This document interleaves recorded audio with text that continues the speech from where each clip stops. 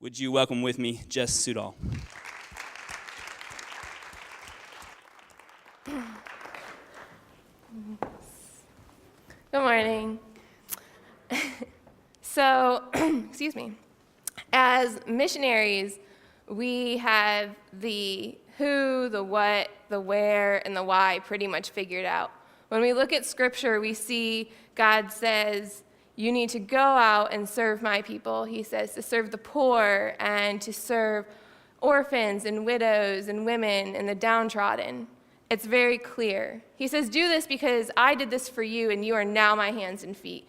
I love them. You need to love them. Those things are really clear.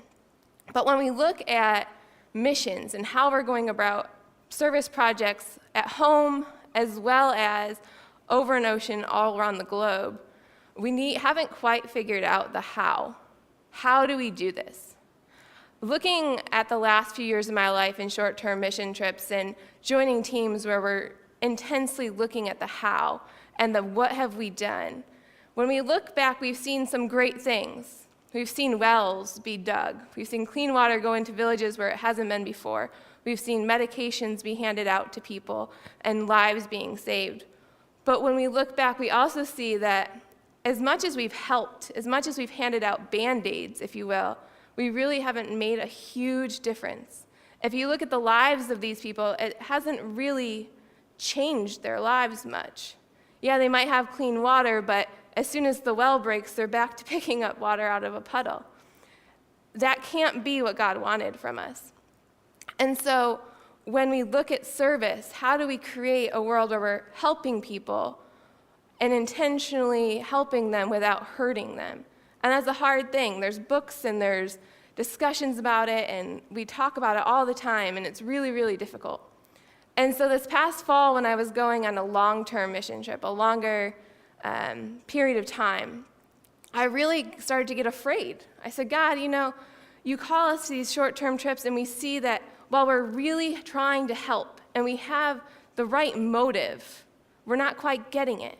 And I failed so many times. I haven't made this difference. I don't think I'm doing or I'm following through on what you want me to do. And so I was begging him, God, you called me to this longer trip, but how can I effectively work for you? How can I be your hands and feet? How can I just be there for you? I just asked him over and over again because I didn't want to just show up and keep doing the same thing we've been doing. Because if I do that same thing that, as well-intended as it is actually harming and creating a dependency and not helping people out from where they are and moving them forward, if I just multiply my time, realistically, I'm just multiplying the hurt. And I don't want to do that. So I begged God, just show up and help me right now understand this. And God was really weird about it from my point of view at first. I got to Ghana, and before I went, and as soon as I started praying these things, God just kept sending me, whether it was through a sermon at church or through a devotional or through a friend or through a little boy in the middle of the market who had the name Lazarus, to the story of Lazarus in the Bible in John chapter 11. And I was really confused because as a missionary, as missions people, we have those verses we go to that are like inspiring and really push us forward. But I got to that and I was like, God, I don't get it.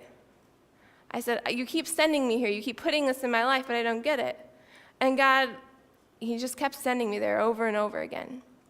And so I would read John chapter 11, and it talks about how Jesus was walking down the road, and Mary and Martha sent word, please come help our brother, he's dying.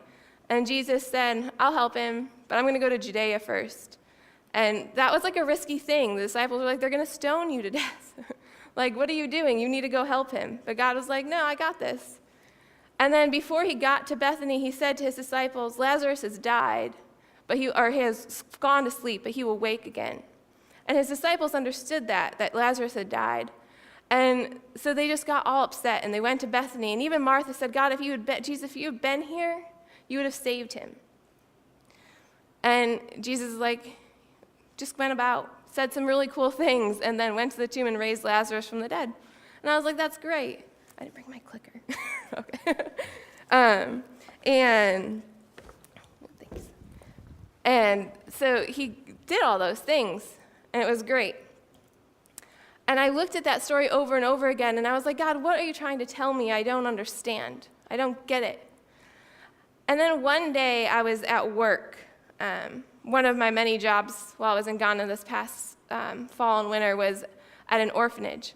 And we were just doing crafts one day, and I had no responsibility for it, and I was just blessed in that morning for not having to be in charge of crayons. And I just started taking pictures because that's what I wanted to do. And I was walking around the room, I was moving around the room and just clicking away. This little porch that we had shoved, 20 little orphans onto, and little benches and little stools, and they were coloring and doing whatever. And I was just taking these really cool pictures. And all of a sudden I noticed from across the way across the porch, was this little boy named Prince, and he was just sitting on the ledge. And I looked at him, and he was staring off into space, and so I was like, oh, that's one of those contemplative, really cool pictures that who knows what he's thinking about, but I'm just going to take it, and thought I'd be really artsy about it. And I took the picture, and I was far enough away that I couldn't really see him, so I looked at the viewfinder on my camera to see how the picture had come out. And in that moment, I noticed this was the picture that came up. This was Prince. He wasn't just staring off into space. And when I saw this picture, I was startled because this is what Prince usually looks like. He's 6-year-old, eccentric, loud, noisy, beautiful, happy, artistic, funny little boy. And so when I get this image of him, I saw it and I just was startled. And I ran across the room and I said, Prince, what's wrong? Are you okay? Can I help you? Are you hurt? Are you sick? And he just kept crying, kept looking at me and just crying and not saying a word. Finally, I just put my arms out and I said, Vafi, come here. And I wrapped my arms around him and I walked back to the boys' dormitory, and we just sat down together. We just sat on this concrete floor for 2 hours, him in my arms. I just sat there, and at first, I was just being mean. I was like, Prince, what's wrong? Are you hurt? What's wrong? You need to tell me. Prince, I cannot help you if you don't tell me what's wrong. Finally, I just gave up, and about halfway through, I just started to cry with him. I don't know why. I don't know why he was crying, but I just started to cry with him. Tears streaming down my face, tears streaming down his face. If anyone walked in and asked me what was going on, I would have been like, I have no idea. But then 2 hours passed, and Prince started to calm down. And he just looked at me. He gave me this huge hug around my neck. And he stood up, and he left the room and went out and played football with the boys, soccer. And I stood up and was like, what just happened, God? I don't get it. I was lost in that moment because I felt like that was a moment, but I didn't get it. And so when I got home that afternoon, I asked God again, God, what are you trying to tell me? What was that about, God? And he said, just go to the story again, Jess, just do it. And so I found myself again just sitting under my bug net and just looking at the story of Lazarus again. But this time something changed because I started reading the story and I'd given up on it. But then I got halfway through, and this is what I ran into. Halfway through the story, at John 11:35, it simply says, Jesus wept. It's noted in most translations as the shortest verse in the Bible, very easily missed. And a lot of people have a lot of things to say about those two simple words. And I never really stopped there in the process. I never really looked at it. And I got there that day, and God goes, stop, just stop, right here, just look at it. And I noticed that it was right in the middle of the story. That Jesus knew that Lazarus was going to die and he was going to raise him from the dead. And then he got to Bethany, and then he wept, which is, right there. But then he raised him from the dead. before he wept. In some translations, it says Jesus burst into tears. That's passion. If you burst into anything, that's a passionate feeling. So Jesus burst into tears. He wept. He already knew what he was going to do, though. He said it just a few verses before. Lazarus is asleep, but he will wake again. He knew he was going to raise Lazarus from the dead. But this is what God did. In this moment, even though he had the solution to the problem at the tips of his fingers, he stopped and he met Mary and Martha and the disciples and their family and friends exactly where they were at. They didn't get it. They didn't know that God was going to raise Lazarus. They didn't understand that. They just knew their brother and their friend had died. And so when Jesus met them where they were at and became fully human with them and just wept with them, that had to have meant something to them. They knew he was God. They understood that. They believed that. That's why Martha said, if you had been here, you could have saved him. If she didn't believe he was God, she wouldn't have said that. But he met them where they were at. That day, I had no idea what was going on with Prince at all. I had no idea why this 6-year-old bright light in my life was crying. And I don't know right now why that happened. I have no idea. I have no idea if he was scared, if he was hurt, if someone said something mean, if he had a hangnail and it just hurt. I don't know that.